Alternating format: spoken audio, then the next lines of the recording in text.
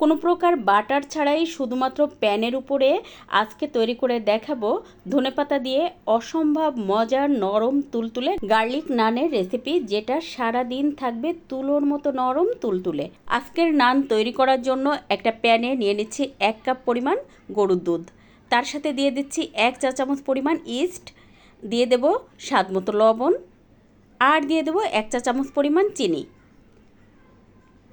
এবারে এই সব কিছু খুব ভালোভাবে নেড়ে মিশিয়ে দেব।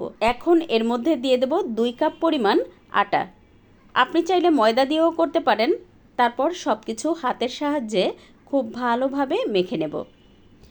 একটু চেপে চেপে সুন্দর করে মেখে নিতে হবে, আর এটা কিন্তু একটু সময় নিয়ে ধৈর্য ধরে মাখতে হবে, তাহলে কিন্তু এই রুটিটা সারা দিন নরম তুলতুলে থাকবে। এখন এর মধ্যে দিয়ে দেব 1 টেবিল চামচ পরিমাণ রান্নার তেল। তারপর আবারও 4-5 মিনিট খুব ভালোভাবে মেখে নেব। তো দেখতেই পাচ্ছেন আমার কিন্তু ডোটা খুব ভালোভাবে মেখে নেওয়া হয়ে গেছে। এখন একটু সমান করে তারপর রেস্টে রেখে দেব যতক্ষণ না পর্যন্ত এটা ভালোভাবে ফুলে উঠছে। তো ঢাকনা দিয়ে ঢেকে রাখার পরে দেখতেই পাচ্ছেন ডোটা কিন্তু খুব ভালোভাবে ফুলে গেছে। তো আমি আরও একটু মেখে নিয়ে তারপরে রুটি তৈরি করার জন্য লেচি কেটে নেব। তো আমি আমার পছন্দ মতো লেচি কেটে নিচ্ছি। এবার একটা রুটি বানানোর জন্য পাত্রের উপরে তারপরে দিয়ে দিচ্ছি সেই যে লেচি, একটুখানি আটা দিয়ে একটু লম্বা শেপ করে রুটি তৈরি করে নেব। তো আপনি চাইলে কিন্তু গোলও করে নিতে পারেন, আমি আজকে লম্বা করে তৈরি করে নিচ্ছি। দেখতেই পাচ্ছেন রুটি তো তৈরি করা হয়ে গেছে। এখন এর মধ্যে দিয়ে দেব হচ্ছে রসুন কুচি, আর দিয়ে দেব ধনেপাতা কুচি। তারপরে বেলুন দিয়ে হালকা হাতে চেপে চেপে এটা একটু ভালোভাবে লাগিয়ে দেব, যেন রুটি ভাজার সময় খুলে না যায়। এবার একটা প্যান গরম করে তার উপরে একটা রুটি দিয়ে দেব।